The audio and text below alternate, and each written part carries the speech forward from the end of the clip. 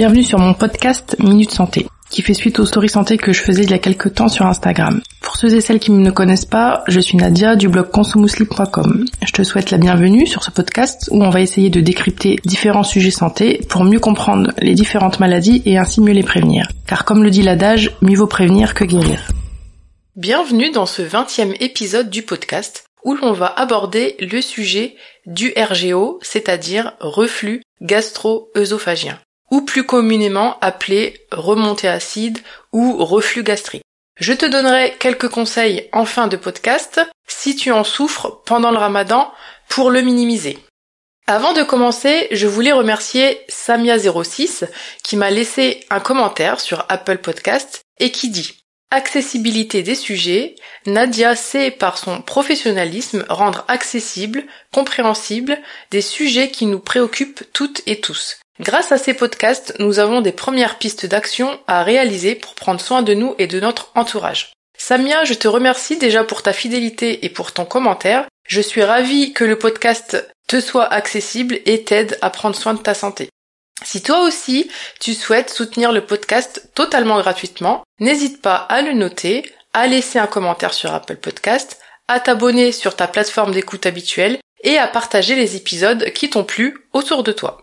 Nous sommes actuellement en plein Ramadan et beaucoup d'entre vous, sur les réseaux sociaux notamment, m'ont évoqué leurs problèmes digestifs pendant le mois de Ramadan et notamment ces fameuses remontées acides.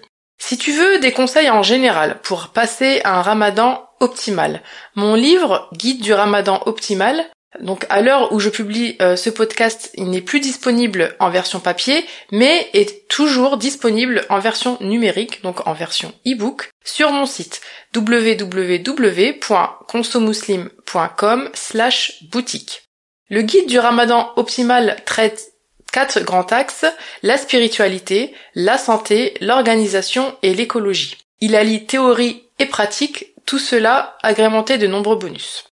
Dans cet épisode, on va aborder le sujet du reflux gastro-œsophagien. On verra dans la première partie du podcast ce qu'est ce RGO, donc RGO pour reflux gastro-œsophagien, et dans la deuxième partie, la particularité du Ramadan et des conseils généraux pour mieux gérer ces symptômes si tu en souffres. Bien entendu, tout ce qui est conseillé dans cet épisode ne dispense pas d'une consultation médicale. Je te souhaite une bonne écoute. Tout d'abord, le RGO, ou remontée acide, ou reflux gastrique, appelez ça comme vous voulez, qu'est-ce que c'est ? C'est quand une partie du contenu de l'estomac remonte dans l'œsophage sans qu'il y ait un effort de vomissement. On peut parler de 2 sortes de reflux gastrique, ou RGO, les reflux gastriques non pathologiques, qui surviennent après un repas, qui n'entraînent aucun désagrément ou peu de désagréments, et qui n'entraînent aucune lésion de l'œsophage. Et donc, ce type de remontée ne nécessite pas de traitement. Les remontées deviennent pathologiques quand elles se répètent trop souvent, que des symptômes apparaissent ou qu'elles deviennent trop acides et donc entraînent sur le long cours des lésions de l'œsophage qu'on appelle œsophagite. Mais qu'est-ce qui fait que l'on peut avoir des remontées gastriques ? On observe généralement chez les personnes en souffrant une pression élevée au niveau de l'abdomen, donc du ventre, qu'on appelle hyperpression abdominale. On observe également une stase gastrique, c'est-à-dire un contenu dans l'estomac qui y reste plus longtemps que prévu et met du temps à descendre le long du tube digestif. Donc on peut appeler ça un estomac paresseux. On observe également une défaillance, un relâchement du système anti-reflux de l'estomac et donc une défaillance plus exactement au niveau de ce qu'on appelle le sphincter inférieur de l'œsophage, qui est en quelque sorte une sorte de porte qui s'ouvre et se referme entre l'œsophage et l'estomac. Maintenant que l'on a vu ce qu'est le reflux gastro-œsophagien, voyons ensemble ce qui peut le favoriser. Déjà, on a certains médicaments qui peuvent favoriser le RGO. Donc par exemple, l'aspirine, les anti-inflammatoires, notamment les anti-inflammatoires non stéroïdiens, la morphine, la progestérone, certains antidépresseurs, certains médicaments que l'on utilise contre l'hypertension artérielle, etc., etc. Je t'ai dit tout à l'heure que le RGO était dû à une hyperpression abdominale. Ainsi, tout ce qui va favoriser cette hyperpression va par définition favoriser ce reflux. On peut citer par exemple le surpoids et l'obésité, la grossesse, la constipation et le fait, comme on l'a dit tout à l'heure, d'avoir un estomac paresseux qui s'appelle gastroparésie. Certaines positions vont favoriser le reflux, comme l'inclinaison, comme quand on fait sa prière par exemple, ou encore ses lacets. D'ailleurs, on appelle ce symptôme, enfin ce signe, le signe du lacet, mais aussi lorsque l'on est allongé complètement à plat. Certaines maladies favorisent le RGO. Citons par exemple le diabète, la hernie hiatale, qui correspond à un bout d'estomac qui va aller se loger dans l'œsophage sous forme d'une hernie, soit de façon permanente, soit de façon intermittente. Il y a aussi la maladie de Parkinson qui favorise le RGO et bien d'autres. Et enfin, certains aliments vont favoriser le RGO comme le chocolat, les mauvaises graisses, l'alimentation riche en aliments raffinés, le thé, le café, le tabac et l'alcool. Comment reconnaître un RGO? Quels sont ses symptômes? On distingue d'un côté les RGO compliqués des RGO non compliqués. Donc je toucherai 2 mots sur les reflux compliqués, mais ce sont des formes qu'il faut absolument traiter médicalement. Pour les RGO non compliqués, on observe des symptômes digestifs et des symptômes en dehors de la sphère digestive qu'on appelle symptômes extra-digestifs. Commençons par les symptômes digestifs. Quand quelqu'un souffre de reflux gastrique, il va ressentir des brûlures derrière son sternum qui vont correspondre aux remontées acides de l'estomac et que l'on appelle pyrosis. Il présentera aussi des régurgitations acides, c'est-à-dire que du contenu de l'estomac va remonter jusqu'au pharynx, donc à peu près au niveau de la gorge, sans qu'il y ait pour autant des vomissements. Généralement, l'association de ces 2 symptômes suffit pour faire le diagnostic de reflux gastro-œsophagien. Surtout si les symptômes ont tendance à survenir après un repas ou lors des positions que l'on a citées précédemment. Il est possible d'observer ce genre de symptômes principalement la nuit, notamment à cause de la position couchée. On peut aussi parfois, dans certains cas, n'avoir que des sensations de brûlure au niveau de l'estomac. Pour les symptômes en dehors de la sphère digestive, on peut observer par exemple de la toux, qui est occasionnée par ces remontées acides justement, une gorge enrouée, des essoufflements, le fait d'avoir le hoquet, le fait d'avoir des caries dues à l'acidité des sécrétions digestives, enfin de l'estomac, des gingivites, mais aussi des troubles du sommeil, etc., etc. Ça, c'est ce qui concerne les RGO non compliqués. Dans les RGO compliqués, on va avoir une atteinte de l'œsophage. Il peut y avoir une œsophagite, plus ou moins sévère, et c'est la muqueuse de l'œsophage, en fait, qui va commencer à souffrir de ces remontées acides répétitives. Une autre complication est ce qu'on appelle l'endobrachyœsophage. Alors à quoi consiste ce terme qui peut paraître un peu barbare? Donc l'endobrachyœsophage, ça consiste en une transformation de la muqueuse de l'œsophage, donc c'est le tissu qui tapisse l'œsophage. Cette transformation, on l'appelle métaplasie et ça constitue un risque de transformation de dégénérescence en cancer.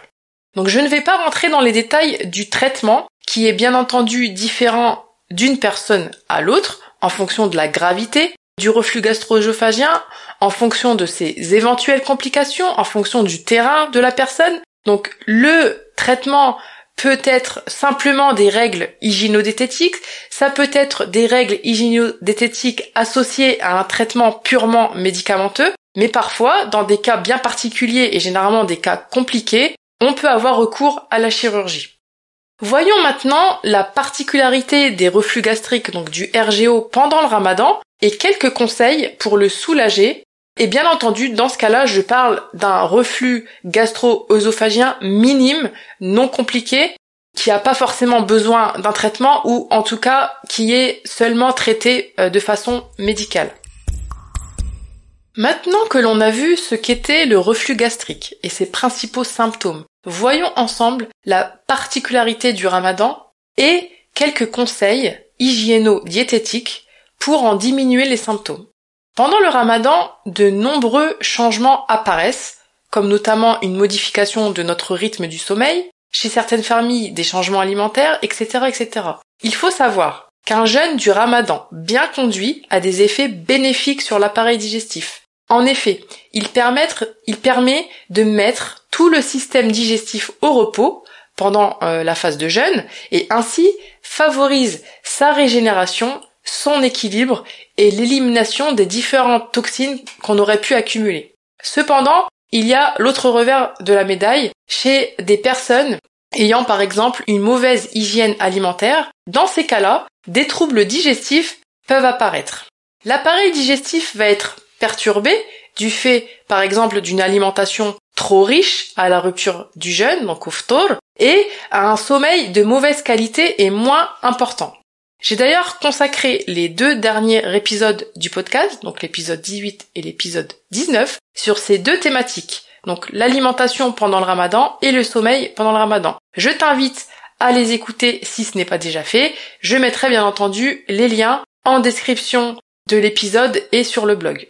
Au niveau de l'estomac, il va également s'opérer quelques changements pendant le mois de Ramadan. La sécrétion acide de l'estomac va se voir modifiée. Plusieurs études montrent une augmentation de la sécrétion acide de l'estomac pendant le Ramadan. Cela peut s'expliquer par le jeûne en lui-même, mais également par la consommation d'aliments riches en mauvaise graisse et en sucre. En effet, tout cela, donc cette consommation d'aliments riches en mauvaise graisse et en sucre, va favoriser les sécrétions acides de l'estomac. Dans le cas du reflux gastrique, du RGO, le fait de manger trop riche au ftour, donc trop de mauvaise graisse, trop de sucreries, va avoir une incidence sur le sphincter inférieur de l'œsophage, dont on a parlé dans la première partie de l'épisode, donc cette sorte de porte entre l'œsophage et l'estomac. En effet, ce type d'alimentation va encore plus affaiblir, plus relâcher ce sphincter et donc favoriser le reflux. Conjointement à cela, comme les sécrétions acides vont augmenter du fait du jeûne et d'une alimentation trop riche, les remontées seront plus acides que d'habitude, ce qui va entraîner des brûlures plus importantes au niveau de l'œsophage. Voyons maintenant quelques conseils à observer pendant le mois de Ramadan et au final en dehors du Ramadan également, si tu souffres de reflux gastrique. Donc premièrement, première piste d'action, allège ton repas, surtout ton repas du soir et tes repas en général. Par exemple, à l'iftar, mange plutôt des légumes associés à de bonnes protéines et du bon gras. Préfère par exemple pour le gras l'huile d'olive pour les plats cuisinés et par exemple, il y en a bien d'autres, l'huile de colza pour tout ce qui est assaisonnement pour des salades, etc. Préfère toujours des huiles bio, des huiles vierges et des huiles pressées à froid. L'idée générale, en fait, c'est encore une fois d'avoir une alimentation qualitative plutôt qu'une alimentation quantitative. Je te laisse aller écouter ou réécouter l'épisode 18 qui traite de ce sujet plus en détail. N'oublie pas également d'écouter tes sensations alimentaires et de ne pas manger au-delà de ta faim. J'ai d'ailleurs également consacré un épisode sur les sensations alimentaires l'année dernière, pendant le Ramadan de l'année dernière. Je te laisse aller l'écouter et bien entendu je mettrai tous les liens en description de l'épisode. Deuxième piste d'action, c'est de manger plus de fibres. Les fibres alimentaires que l'on trouve par exemple dans les fruits, dans les légumes, dans certains pains complets qui sont riches en fibres, tout ça va diminuer le risque de reflux gastrique.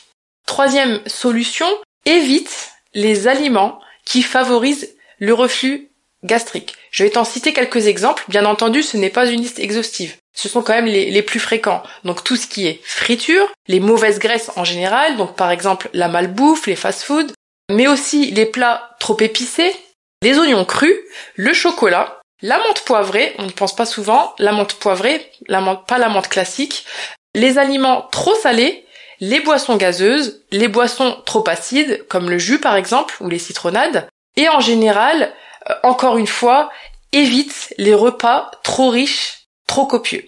Ensuite, si tu es une ou un accro du café, même du thé, il va falloir diminuer ta consommation. Et vraiment, dans l'idéal, pendant le Ramadan, c'est de ne pas en consommer du tout pour le reflux, mais aussi pour d'autres choses que j'ai abordées, notamment dans l'épisode du sommeil. Ensuite, si tu peux te le permettre, ne va pas te coucher juste après ton repas. En effet, la prise alimentaire juste avant d'aller se coucher favorise le reflux gastrique. L'idéal, vraiment ça c'est l'idéal, le top du top, c'est de laisser 3 heures entre le dernier repas et le coucher. Bon, pendant le ramadan, surtout quand le maghrib est tard, ce n'est pas forcément toujours applicable, toujours possible. Retiens juste que plus tu te rapprocheras de ces 3 heures, mieux ça sera. Dans le même ordre d'idée, évite de t'allonger, même si ce n'est pas pour dormir, juste après un repas. Reste plutôt en position assise ou semi-assise. Quand tu vas enfin aller te coucher, évite de dormir totalement à plat, surélève ton oreiller et essaye d'avoir un angle d'environ 45 degrés. D'ailleurs, je pense qu'il existe certains oreillers qui sont faits exprès pour se surélever un peu, mais qui se mettent en dessous du matelas et qui permettent en fait d'avoir une position pas totalement à plat. Et ça, c'est plutôt favorable pour les personnes qui souffrent de reflux gastrique. Sur le long terme, si tu es en surpoids ou obèse, le fait de perdre du poids améliorera tes symptômes également. Donc pour ce cas, n'hésite pas à te faire accompagner par un professionnel, donc une nutritionniste ou une diététicienne, et évite les régimes qui sont plus nocifs qu'autre chose. J'ai d'ailleurs consacré un épisode du podcast, si je me trompe pas, l'épisode 3, non c'est l'épisode 4 sur l'obésité, je te laisserai aller l'écouter. Si tu fumes, sache que le tabac favorise les reflux gastriques, le RGO. Donc ainsi, un sevrage est envisagé, pas que pour le RGO d'ailleurs. Tu peux d'ailleurs profiter de ce ramadan comme un tremplin pour en entamer un. Donc idem, n'hésite pas à te faire accompagner. Il existe presque dans toutes les villes des consultations de sevrage tabagique gratuites où tu seras pris en charge de façon pluridisciplinaire et c'est toujours mieux de se faire accompagner, il y a généralement plus de réussite. Ensuite, évite également de porter des vêtements trop serrés. Des vêtements trop serrés notamment au niveau de l'abdomen, donc du ventre, donc les boutons trop serrés, les pantalons trop serrés au niveau du ventre, tout simplement parce qu'ils pourraient augmenter l'hyperpression abdominale et donc le reflux gastrique.